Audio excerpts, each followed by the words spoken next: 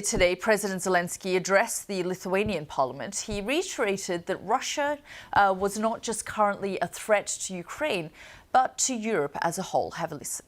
The fully fledged war against Ukraine launched by Russia put a strategic question whether the values, those who were used as a basis to unite people in the European continent after World War II, are they still alive, or are these values are outdated now and they could be just exhibits in the museum for tourists, just a historic legacy of Europe somewhere in ancient palaces and halls, or things which are set up the real life. But unfortunately, there are no clear answer to those questions. But it is really the future of Europe depends on those answers on this, whether the common response will be found.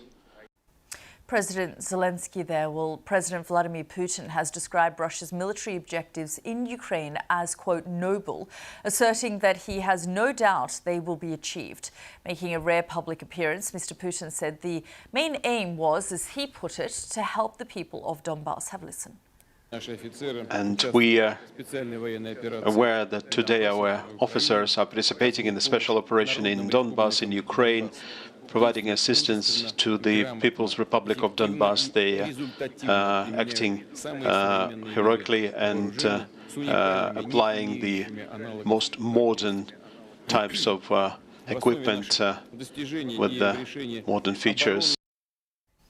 Well, that was Vladimir Putin. Our correspondent Anna Foster is in Bucha on the outskirts of Kiev. And Anna, in a second, we'll talk about where you are. But President Zelensky very much staying on message. And we saw that rare public appearance from Vladimir Putin as well.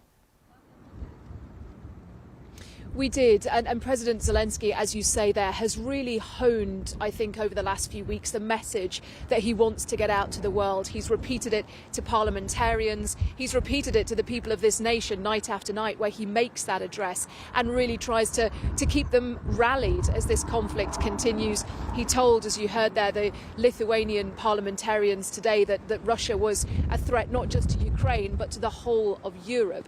And it was interesting to hear what President Putin had to say on Russian Cosmonauts Day in this rare address.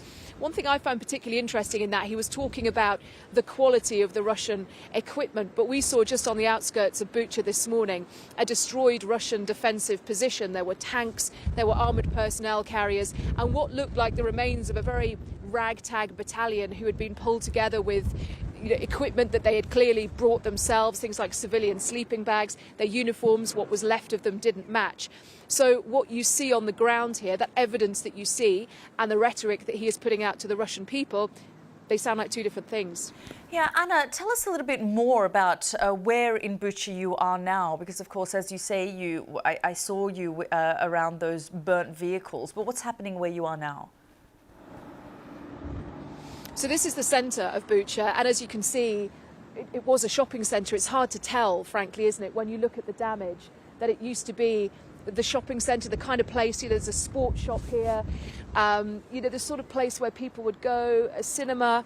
It just is completely destroyed, and this has been repeated in so many places around Bucha. I've also been just down the road here to a mass grave just next to the church. This is where the people of the town of Bucha buried their dead. We saw, didn't they, those awful images of bodies lying in the street, and we saw the mass grave today where they are very carefully, very delicately and slowly exhuming that. They have war crimes investigators there who are making sure that that is done in the most forensic way possible to gather every bit of evidence they need. But of course, there are people living here in this town still. Many have fled, but many are still here. Some have come back and they're trying to establish their lives. And if you think about what day-to-day life is like here in Bucha right now, where you walk past something like this, or like a mass grave, or you are trying to put your house back together, but there's the leftovers of Russian munitions in the garden. I went to see one block of flats yesterday, and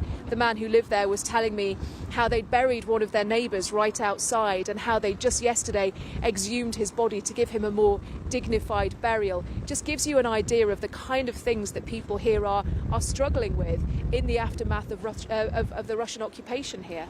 Yeah, absolutely horrific. And you're talking there about the situation in Bucha, but of course other parts of the country continue to reel and deal with Russian bombardment, namely Mariupol, where we're hearing reports. And of course these are unconfirmed reports, and the US and the UK are investigating, but of chemical weapons being used. That's right. I mean, you're absolutely right to say this is one small town in Ukraine. And when you think about what we have seen elsewhere and places like Mariupol that we believe have been almost completely razed by Russian shelling, we heard these reports last night that they may have seen their first use of chemical weapons in Mariupol. It is, of course, very hard, as you know, to verify this. And you will hear testimonies and see some images maybe circulating on social media today. But what we know that governments are trying to do right now in response to that is establish how true this is. We know that, for example, the UK Ministry of Defence said only yesterday that they believed that Russia were about to use chemical weapons in Mariupol, where that battle has been raging, where reports say it may well be coming towards the end. But it is so important, as lawmakers are saying, to verify this, and if this turns out to be a correct report, to make sure that appropriate consequences are given to the people behind this.